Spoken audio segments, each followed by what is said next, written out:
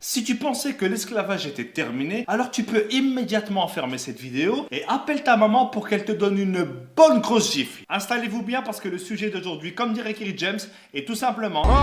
Aujourd'hui, on va parler du franc CFA. Alors déjà, première blague. CFA, ça veut dire colonie française d'Afrique. Je sais pas si vous vous rendez compte, ils ont une monnaie qui porte comme nom colonie. Ils auraient très bien pu l'appeler ferme-la et donne-moi tout, ça aurait été pareil. Mais il y a quelques temps, ils se sont dit, c'est vrai que colonie française, ça se fait pas. C'est un peu chmette quoi. Et du coup, ils ont décidé de changer. Et maintenant, ils appellent ça coopération financière d'Afrique. Alors là, je dis bravo.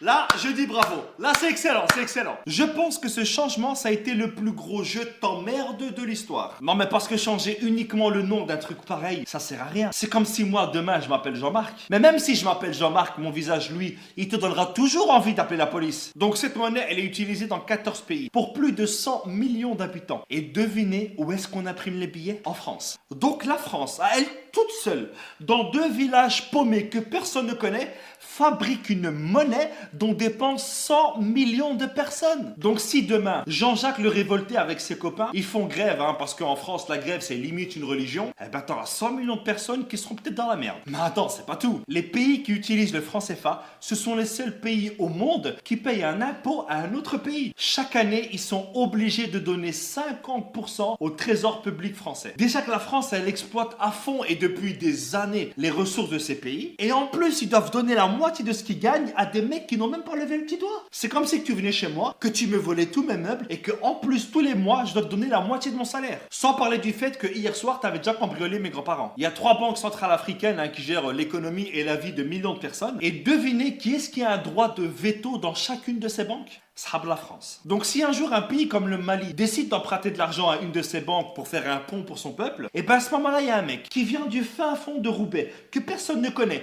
qui ne parle même pas la langue du pays, et ben il a le droit de dire... Le slogan de la France, ça devrait être maintenant... Liberté, égalité, fraternité au-dessus de la Méditerranée. En dessous, non, tu pues la merde. Et puis quand j'entends que la France fait des dons en Afrique, non, voler 50 € à quelqu'un et lui donner 10 €, ce n'est pas un don, c'est un remboursement. Et heureusement qu'il y a eu des chefs d'État qui se sont rebellés contre le franc CFA. Il y a eu par exemple Sylvanus Olympio. Ah non, lui il a été assassiné, pardon. Il y avait aussi Thomas Sankara. Non, lui aussi il a été assassiné. Non. Il y a aussi Modibo Keïta. Non, lui il est mort en prison, pardon. Bah, je crois que je vais arrêter là. Récemment, François Hollande est allé à Bamako. Et je pense que sur une échelle de 1 à 20 sur le manque de respect, je pense qu'on doit être à 1000 ou à 2000. Regardez. Cher président, cher Ibrahim, j'ai été très sensible aux mots que tu as bien voulu prononcer. Alors déjà, depuis quand est-ce qu'on appelle un président par son prénom? Et depuis quand est-ce qu'on tutoie un président? Mais c'est quoi ce manque de respect? Tu crois que c'est ton